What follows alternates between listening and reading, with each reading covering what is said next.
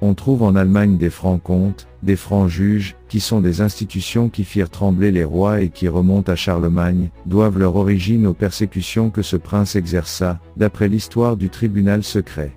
Les frères Rothschild, c'était une société qui existait au Danemark au XIIe siècle, les affiliés devaient combattre les pirates.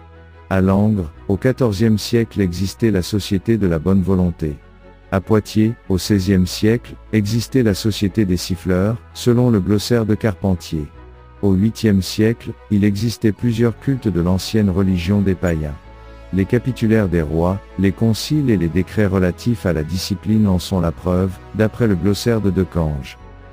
Au commencement du VIIIe siècle, des maçons quittaient la Gaule, trouvèrent refuge en Angleterre où Coenred roi de Mercie les plaça sous la protection de Bennett, abbé du monastère de Vinal.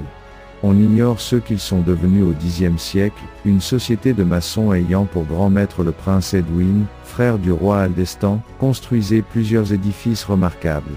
Cette société établit le chef-lieu de ses séances à York. Là se trouvait la loge maîtresse des loges anglaises. L'établissement en Écosse fut connu en 1150.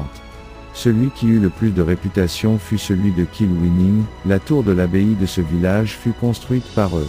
L'Allemagne a eu aussi ses sociétés de maçons depuis le IIIe siècle. Mais toutes ces sociétés ne possédaient pas un état stable et une consistance honorable avant 1277, année où fut commencé le temple de Strasbourg. Erwin de Stimbach fut l'architecte principal de ce temple.